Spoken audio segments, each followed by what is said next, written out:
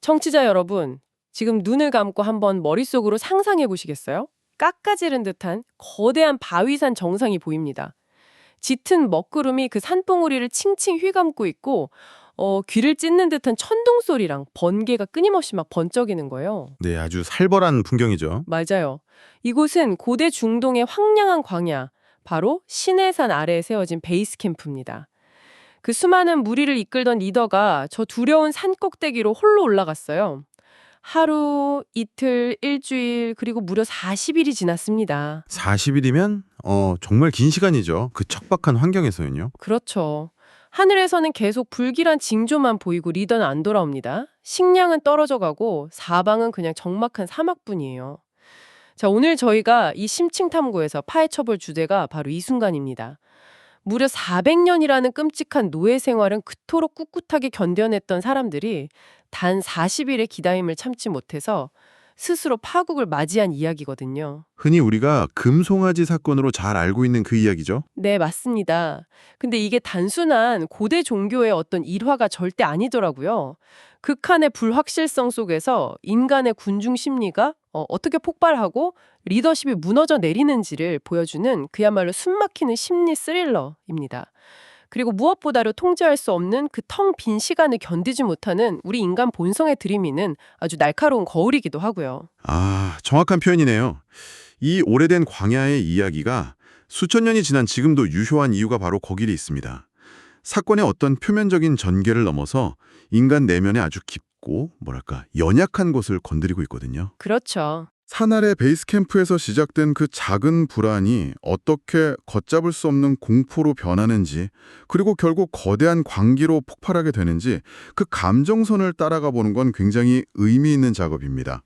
이들이 대체 왜 그런 극단적이고 비합리적인 선택을 할 수밖에 없었는지, 그리고 이 위기 상황이 오늘날 불확실성의 시대를 살아가는 우리의 일상과 심리에 어떻게 맞닿아 있는지 그 이면을 하나씩 짚어보겠습니다. 좋습니다. 그럼 시계를 일단 사건의 발단으로 한번 돌려보죠. 리더인 모세가 시내산으로 올라간 직후의 시간들입니다.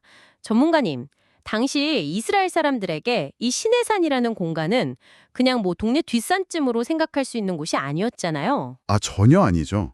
닿기만 해도 죽을 수 있다는 거대한 공포심이 짓누르는 말 그대로 목숨을 걸어야 하는 아주 미지의 두려운 공간이었습니다. 그러니까요. 그런 무시무시한 곳으로 리더가 떠났는데 40일째 아무 소식이 없단 말이죠. 제가 알기로 생물학적으로 인간이 물만 먹고 버틸 수 있는 한계치가 딱 한 달에서 두 달 사이클이라고 알고 있거든요. 네, 맞습니다. 근데 그 한계치마저도 사실 그저 숨만 겨우 붙어있는 극한의 상태를 가정했을 때의 이야기잖아요. 아, 그렇죠. 멀쩡히 걸어 다닐 수 있는 상황이 아니죠. 맞아요. 거친 사막의 기후와 환경을 고려하면 선 아래 남겨진 사람들 입장에서 이 40일이라는 시간은 꽤나 합리적인 부정적 추론을 내리게 만드는 숫자였습니다. 합리적인 부정적 추론이요? 네. 시간이 지날수록 베이스 캠프 안에서는 굶어 죽었든 아니면 저 무서운 산 위에 신에게 죽임을 당했든 모세는 분명히 죽었다, 이런 여론이 전염병처럼 퍼져나갔을 겁니다. 사실 눈앞의 현실만 보면 그게 가장 타당한 결론이니까요. 완전히 고립된 사막 한가운데서 유일한 생존의 동아줄이 툭 끊어졌다고 생각한 거군요. 상상만 해도 진짜 숨이 턱 막히는 패닉 상태였을 텐데요. 근데 여기서 약간 한 가지 의문이 듭니다. 이 사람들은 도대체 모세라는 한 개인에게 어느 정도로 의존하고 있었던 걸까요? 아무리 그래도 리더 한 명이 사라졌다고 수백만 명의 공동체가 이렇게까지 한순간에 붕괴의 조짐을 보인다는 게 선뜻 이해가 안 가거든요. 아, 그 지점을 이해하려면 이들이 육체적으로는 이집트, 그러니까 애굽을 탈출해서 자유인이 되었지만 그들의 뼛속 깊은 정신세계는 여전히 애굽의 시스템에 머물러 있었다는 사실을 꼭 기억해야 합니다. 몸만 빠져나왔지 정신은 아직 애굽에 있었다는 말씀이네요. 맞습니다. 애굽의 사상은 철저하게 눈에 보이는 것만 믿고 따르는 유물론적인 세계관이었거든요. 보이지 않으면 존재하지 않는 것이고 힘이 없는 것이죠. 애굽에서 파라오는 단순히 훌륭한 정치적 통치자가 아니라 눈앞에 살아 숨쉬는 신이거나 신의 현현 그 자체였습니다. 아, 살아있는 신이요? 그렇죠. 이 사람들에게 모세 역시 마찬가지의 존재로 인식되었던 겁니다. 동전의 양면처럼 한쪽은 인간이면서 다른 한쪽은 신을 대리하는 절대적인 존재로 여겼던 거죠.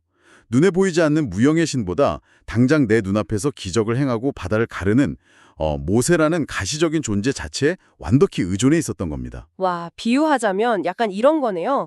이 사람들은 모세가 들고 있던 지팡이 그 너머에서 진짜 거대한 기적을 일으키는 마술사, 즉 하나님을 본 게 아니었던 거네요. 네, 정확합니다. 그냥 자기들 눈앞에서 현란하게 움직이는 그 마술봉 자체만 맹신했던 거군요. 아주 훌륭한 비유입니다. 눈앞에 보이는 파라오가 그들의 세계를 지탱하는 신이었듯이 이 척박한 광야에서는 눈앞에 보이는 모세가 그들의 유일한 신적인 안전망이었습니다. 그런데 그 굳게 의지하던 유일한 마술봉이 시야에서 완전히 사라져버렸으니 이들에게 닥친 심리적 붕괴는 단순한 불안을 넘어서는 생존의 위협 그 자체였을 겁니다. 마술봉이 사라진 무대 위 덩그러니 남겨진 관객들의 패닉이군요.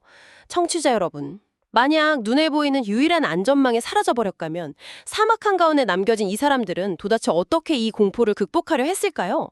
당연히 당장 눈에 보이는 또 다른 마술봉을 찾으려 들지 않았겠습니까? 그렇죠. 바로 여기서 사건이 첫 번째 절정으로 치닫게 됩니다. 맞아요. 불확실성이 낳은 그 공포는 곧장 거친 분노로 바뀌고 군중들은 당시 2인자였던 아론에게 쓰나미처럼 몰려들잖아요. 네, 이 장면에서 아론이 받았을 압박감은 물리적으로도 정말 엄청난 수준이었습니다. 역사적으로 당시 이스라엘 무리의 전체 규모를 최대 300만 명까지도 추산하거든요. 300만 명이요? 와. 아주 보수적으로 잡아서 아론의 텐트 주변에 직접적으로 몰려든 핵심 군중만 전체의 10% 정도였다고 가정해봐도 약 30만 명입니다. 현재 대한민국으로 치면 중소규모의 도시 인구 전체가 단 한 사람을 향해 쏟아져 나온 것과 맞먹는 숫자죠. 와, 도시 시민 전체가 횃불을 들고 제 집 앞으로 몰려와서 우리를 인도할 신을 당장 내놔라 하고 소리를 지르며 압박했다고 생각해보면 생각만 해도 진짜 등골이 서늘해집니다. 당시의 상황을 묘사한 히브리어 원문의 뉘앙스를 좀 더 깊이 들여다보면요. 백성들이 아론에게 모여들었다는 이 표현은 단순히 사람들이 그냥 집합했다는 의미가 아닙니다. 아, 그런가요? 네, 물리적인 폭동이나 반란을 암시하는 아주 위협적이고 적대적인 움직임을 내포하고 있어요. 생명의 위협을 느끼기에 충분한 살기가 번뜩이는 상황이었던 거죠. 아, 솔직히 제가 아론이었어도 당장 돌에 맞아 죽을 것 같은 공포에 질려서 금송아지 엄마, 아빠, 삼촌까지 3대 4대를 다 만들어줬을 것 같아요. 당장 그 분노한 수십만 명을 어떻게든 진정시켜야 하니까요. 근데 공동체의 리더라는 자리에서 본다면 이 순간 아론의 대처는 좀 어떻게 평가해야 할까요? 바로 그 지점이 위기 상황에서 리더의 진짜 역할이 무엇인지 뼈아프게 보여주는 대목입니다. 리더는 공동체의 절대적인 불확실성이 닥쳤을 때 원칙을 굳건히 지키면서 불안을 올바른 방향으로 통제해야만 하거든요. 그렇죠. 방향을 잡아줘야죠. 하지만 아론은 백성들의 공포를 진정시키지도 못했고 신앙적인 원칙을 상기시키지도 못했습니다. 왜냐하면 아론 본인 역시 내면 깊은 곳에서는 모세가 죽었다고 자포자기하면서 불확실성을 견딜 인내를 이미 잃어버렸기 때문입니다. 아, 2인자조차도 패닉에 빠졌던 거군요. 맞습니다. 자신이 통제할 수 없는 거대한 공포 앞에서 그는 폭동을 막겠다는 현실적인 핑계를 대며 군중의 병든 욕구에 완벽하게 영합해버립니다. 그 타협의 결과물이 바로 조악하게 급조된 해결책, 금송아지라는 기형적인 짭통신이었죠. 리더십이 군중의 공포 앞에서 어떻게 처참하게 무너지는지를 보여주는 아주 완벽한 예시입니다. 백성들의 귀에서 금고리를 다 걷어다가 불에 녹이고 조각칼로 깎아서 그 번쩍이는 금송아지를 만들어낸 거군요. 근데 전문가님, 여기서 이야기가 아주 기묘하게 비틀어집니다. 저는 어릴 때 이 이야기를 접하고 사람들이 너무 불안한 나머지 원래 믿던 신을 싹 버리고 이집트의 소 모양 귀신으로 종교를 바꿨구나 이렇게 생각했거든요. 대부분 그렇게들 생각하시죠? 근데 본문에서 이들이 금송아지를 대하는 태도를 보니까 그게 아니더라고요. 맞습니다. 이 사건의 진짜 비극성이 바로 그 지점에서 폭발하죠. 백성들은 완성된 금송아지를 향해서 이렇게 환호합니다. 이는 너희를 애굽 땅에서 인도하여 낸 너희의 신이로다. 와, 소름 돋네요. 그리고 아론은 그 제단 앞에서 내일은 여호와의 절이다 라고 공식적으로 선포까지 합니다. 즉 이들은 기존의 신을 버리고 완전히 새로운 이방신으로 갈아탄 게 아니었습니다. 놀랍게도 그들은 이 소 모양의 금덩어리를 하나님이라고 불렀던 겁니다. 와, 진짜 완전히 뒤통수를 맞는 기분이네요. 신을 안 믿겠다는 게 아니라 자기가 원하는 입맛대로 신의 형상을 마음대로 빚어낸 거잖아요. 근데 왜 하필 송아지 모양의 조각상이었을까요? 수많은 동물 중에요. 이것을 더 큰 그림과 연결해 본다면 눈에 보이지 않고 또 언제 응답할지 모르는 통제 불가능한 존재는 사막 한가운데서 너무나 불안한 겁니다. 그래서 내 눈앞에 딱 가만히 고정해두고 내가 원할 때 언제든 응답을 요구할 수 있으며 또 내가 필요할 때 쓰다듬을 수 있는 일종의 부족 같은 존재가 절실하게 필요했던 거죠. 아, 내가 조종할 수 있는 신이 필요했군요. 네. 즉, 거대하고 두려운 신을 내가 통제할 수 있는 호주머니 속의 신으로 완전히 격화시켜버린 겁니다. 이것은 여전히 애굽식의 신관, 그러니까 신을 나의 풍요와 심리적 안정을 위한 도구로 전락시키는 인간의 이기적인 본성의 극치를 보여주는 대목입니다. 광경은 그야말로 광기의 파티였잖아요. 일찍 일어나서 제사를 지냈다고 기록되어 있는데 사실 뭐 거기까지는 일반적인 종교의식 같습니다. 근데 그 뒤에 사람들이 앉아서 먹고 마시고 일어나서 뛰놀았다라고 되어 있단 말이죠. 겉보기엔 그저 억눌렸던 스트레스를 풀면서 무사히 축제를 여는 것 같은데 이게 왜 그토록 비극적인 파국이라는 걸까요? 그 번역된 뛰놀다라는 단어의 이면을 좀 살펴봐야 합니다. 이 단어의 고대 용례들을 보면 단순히 아이들처럼 까르르 웃으면서 건전하게 놀았다는 뜻이 절대 아닙니다. 아, 그런 의미가 아니군요. 네. 이것은 고대 애굽의 풍요의 신 신전에서 벌어지던 아주 퇴폐적인 이교도적 제사의식을 함축하고 있습니다. 맙소사. 즉, 광란의 춤을 추고 심지어 성적인 타락이나 자해를 통해서 신의 감각을 흥분시키고 그걸로 자신들의 이기적인 요구를 얻어내려 했던 제의적 행동이죠. 불안과 공포에 짓눌려 있던 사람들이 금송아지라는 가짜 안전망을 손에 쥐자마자 과거 애굽에서 400년 동안 보고 자라며 몸에 익었던 그 가장 자극적이고 본능적인 과거의 습성으로 완벽하게 퇴행해버린 겁니다. 와, 영적인 바닥이 완전히 드러난 절정의 순간이네요. 맞습니다. 400년의 그 끔찍한 노예 생활은 꿋꿋하게 버텼으면서 막상 자유인으로서 주어진 단 40일의 불확실성을 견디지 못하고 과거의 그 쇠사슬을 스스로 다시 목에 거는 모습이네요. 근데 전문가님 이야기를 듣다 보니까 문득 이런 생각이 듭니다. 여기서 정말 흥미로워지는 지점이 바로 여기인데요. 인간이 불확실성을 견디지 못하고 당장 눈에 보이는 안전망에 병적으로 집착하는 이 조급함. 이게 과연 저 먼 옛날 사막을 걷던 고대인들만의 문제였을까요? 수백 년이 지난 후에도 이와 비슷한 양상은 반복된 적은 없었나요? 아주 예리한 질문입니다. 시대를 훌쩍 뛰어넘어서 신약 성경으로 한번 가보죠. 요한복음 20장과 21장에 등장하는 예수님의 제자들의 모습과 오늘 이 금송아지 사건을 나란히 놓고 보면요. 인간의 본질적인 연약함이 소름 끼치도록 똑같은 패턴으로 반복되는 것을 발견할 수 있습니다. 십자가 사건과 부활 직후의 제자들 이야기군요. 그들도 당시 엄청난 혼란 상태였을 텐데요. 그렇죠.